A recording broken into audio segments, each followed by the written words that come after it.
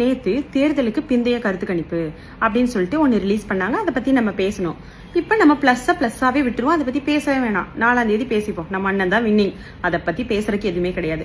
இப்ப யார பத்தி பேச போறேன்னா, இந்த இன்ஸ்டாகிராம்ல வந்து கதறிட்டு இருக்காங்க, நாங்க தான் வின்னிங் கருத்து கணிப்பு சொல்லிருச்சுன்னு சொல்லிட்டு. அவங்களுக்காக ஒரு கேள்வி கேட்கிறேன். அதுக்கு எனக்கு பதில் சொல்லுங்க.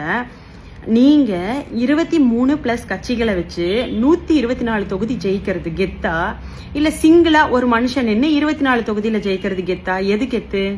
ஒரு தேரை இழுக்கிறோம்னு வச்சுக்கோங்களேன், ஒரு தேரை இழுக்கிறாங்கன்னு வச்சுக்கோங்களேன், ஒரு 100 பேர் சேர்ந்து ஒரு தேரை இழுக்கிறதுக்கும் சிங்கிளா ஒரு மனுஷன் தேரை இழுக்கிறதுக்கும் வித்தியாசம் இருக்கு இல்லையா? இதை எப்படி நீங்க ஈக்குவல் பண்றீங்க?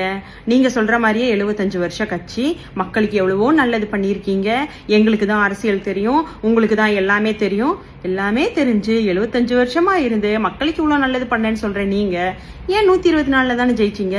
மொத்தமா எல்லாம் நீங்க ஜெயிச்சிருக்கணும்.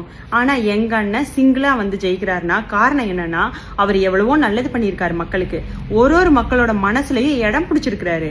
அப்படி பார்த்தா எங்க அண்ணன் தான் வின்னர், எங்க அண்ணன் தான் கெத்து. இதுக்கு நீங்க ஆன்சர் பண்ணுங்க.